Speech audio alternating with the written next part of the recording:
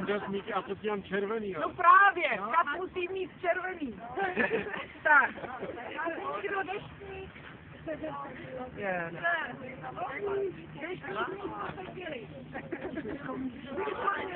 Já nemám kam, ale. Já mám červený.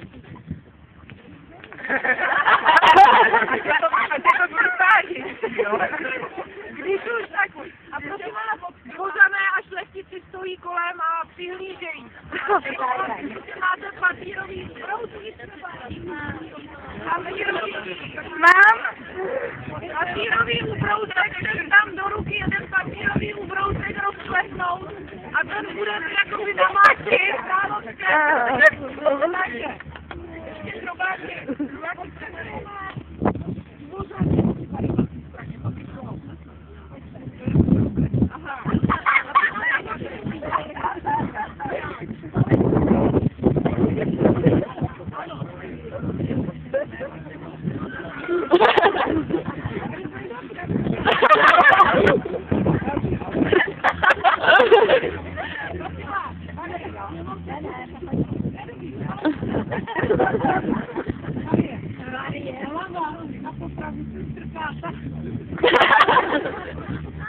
Hleděla na své podané ale dneska.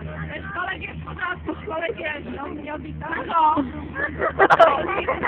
Tak, opři si hlavu a pokud tam půjde, tak bradu dej až ten.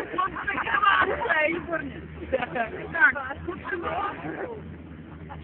já nevím, jak mu potom sundáme tu paruku, ale pokusíme se.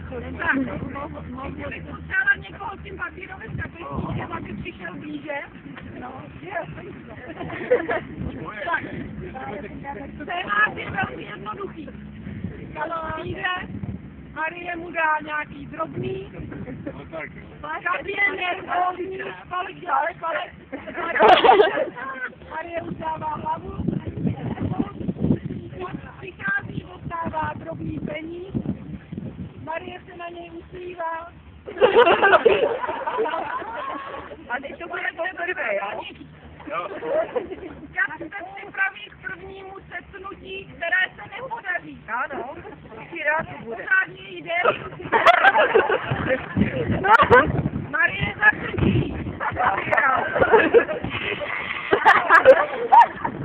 Čeká po druhé. Zase vedle a Marie krčí, krátí a pořané utíkají na máčet si kapesní. A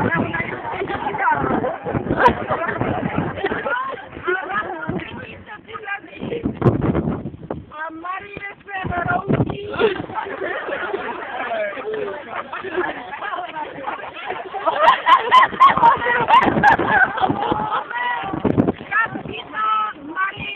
Marie hlavu.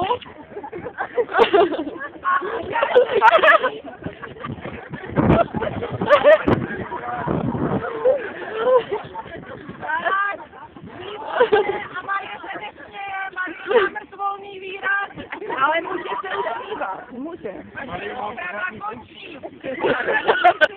Namočí kapesníček a spokojení odcházejí domů.